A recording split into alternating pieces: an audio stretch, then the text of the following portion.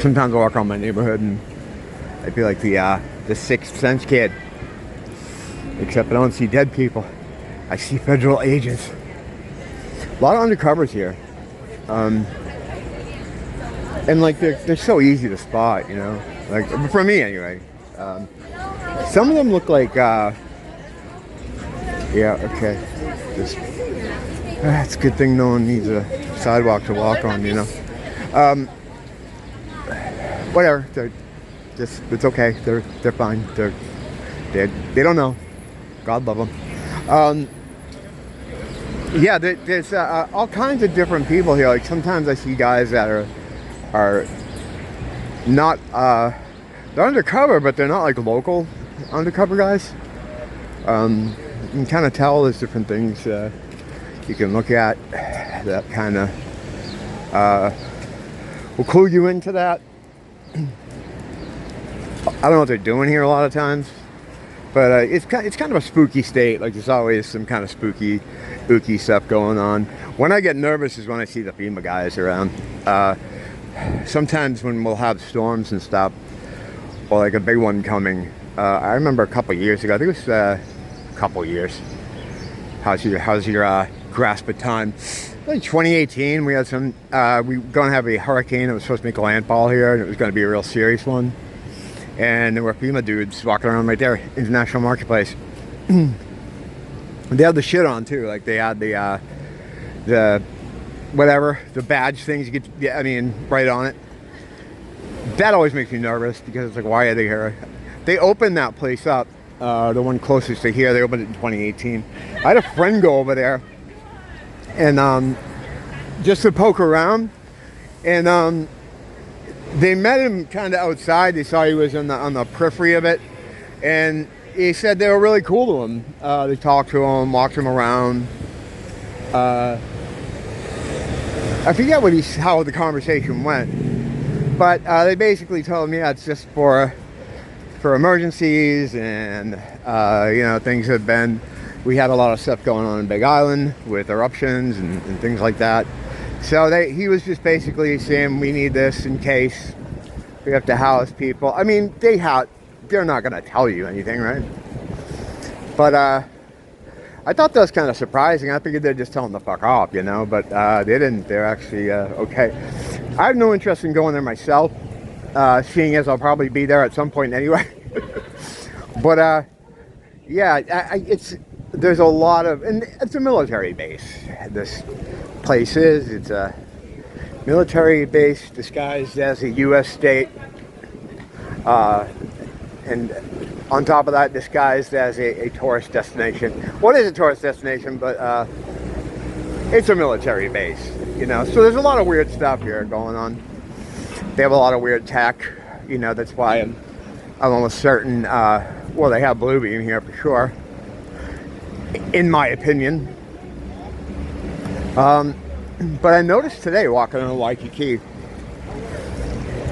especially on Kalakaua, there's a lot more cops driving around, which is good. I like that. It's good. It keeps the nonsense to a minimum. You know, you see all the stories in the local media about the increase in crime, and I have to say, I haven't had any crazy problems. I haven't seen any crazy problems. I've seen some arrests, getting some people picked up and stuff. I mean, I do see crazy stuff. Usually someone's spurging out about something. But no one in my circles has been like mugged or anything, or, you know, God forbid, or anything like that. So, and I'm out here every day, all day, you know. All night too, mostly sometimes. So, I don't know. I know it's happening. You can see the police log, or what makes the police log. You know, they can't let the police log get too crazy, because they have to, you know, they have to keep the tourism thing going. You know, so a lot of stuff doesn't make it there. I mean, some heinous stuff that's gone on downtown over the years. That's happened that just, you know, it's not in the paper the next day. You know, it's like they lit that homeless guy on fire, and you can't read about it anywhere. The real crazy shit like that, like, I was surprised that that machete attack got in 7-Eleven. This guy got hand chopped off in a machete incident. I was surprised that got in. There was the hatchet guy that went on a city bus and put a hatchet in someone's head. This was 5 years ago. They let the guy walk at the scene because they said the guy on the bus who got chopped in the head didn't want to press charges. But I think what it was is he was an older man. I don't think he spoke English very well. He might have been an immigrant or someone that just didn't want to reveal whatever his identity in a meaningful way or significant way. So yeah, they let the fucking dude with the hatchet just walk off the scene.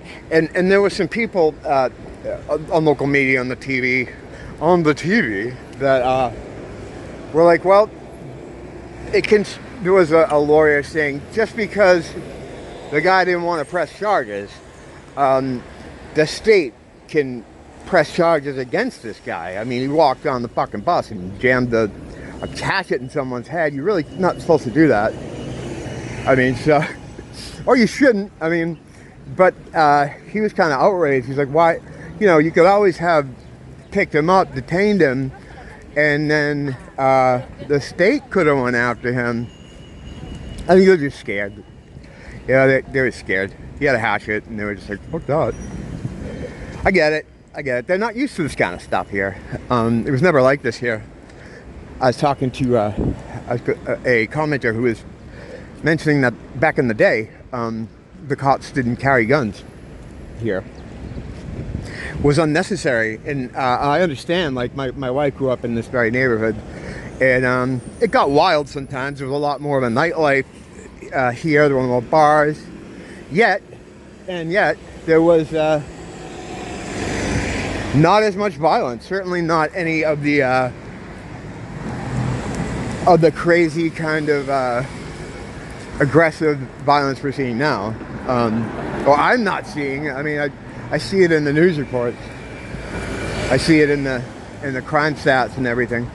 Aggravated assault, murder, mainland type of things has come here. But yeah, he said they never had guns before. They never carried them around. They're just not used to this kind of stuff that's happening now. They're probably getting used to it.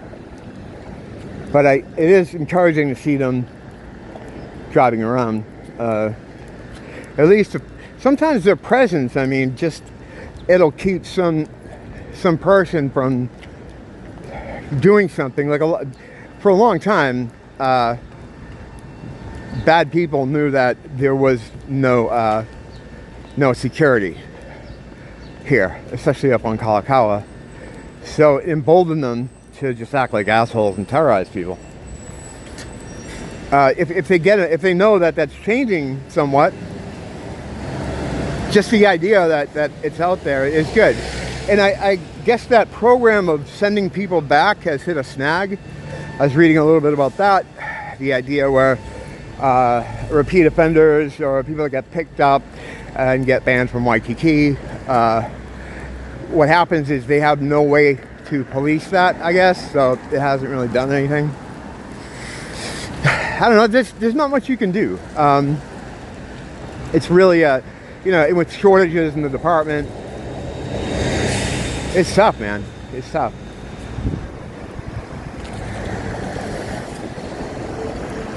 I know they're good ones, I'm sure. And there are assholes, just like everything else, And it's the idea is to try to keep them from doing frivolous things, like sending me to court for smoking in an area that was okay to smoke in. That's a whole different story. What happened was there's just a couple cops, and this guy. My first mistake was just answering him at all. He just, I don't know, he's kind of curious about me or something, or I don't know, attracted to me in some way, and sexually. And he's like, "Hey, you live here?" I'm like, "Yeah." And then he wanted my ID, and I gotta give him my fucking ID now. I'm gonna have to decline. And then he was kind of forcing the issue, and then I said, well, are you detaining me? And then he was a little bit upset by that. Some of these guys were getting EO'd out, because they're used to people cowering from them. A lot of them are tyrants, pirates with fucking guns. So he didn't like that. So he was like, yeah, I am. I'm like, for what? For what crime? He's like, smoking. Because smoking is a criminal offense here. But I wasn't in an area where I wasn't able to smoke. I was outside the park, and I was like, he was trying to tell me he was getting me for smoking in the park. Jesus, see that kid? He must be vaxxed, man. He had, what kind of fucking fall was that? Holy shit. He fell like 10 times in one fall. But I wasn't in the park. I was outside the park, but he was saying, no, this is the park. I'm like, no, that's the park. So then at that point, what do? His feels were hurt. He wanted to assert dominance over me.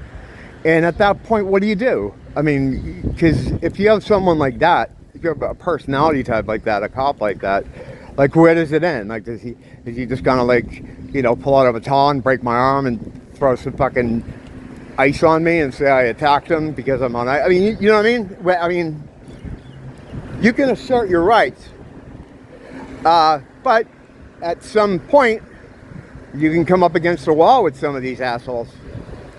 I mean, he was clearly a faggot and just wanted, and I think,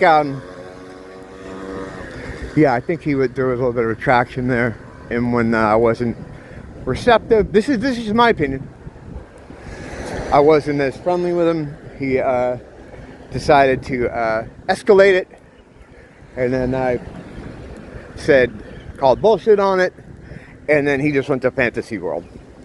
And once you get to fantasy world, that's it. I mean, they can, again, put a gun on you, plant drugs, whatever. I mean, you can't do anything about that. The best thing is just mitigation. You see them, just try to avoid them, I mean, that's what I was saying the other day when I saw them walking around the neighborhood. I went to say thank you for being here, but I'm like, you know what? Well, these motherfuckers might ask me for my ID, and I'm gonna have to say no. He's gonna have his feces hurt because, he's the bully, and it's like, then where are you? Then I'm in jail, and his brother's gonna be my boyfriend. So fuck that. There's nothing you can do.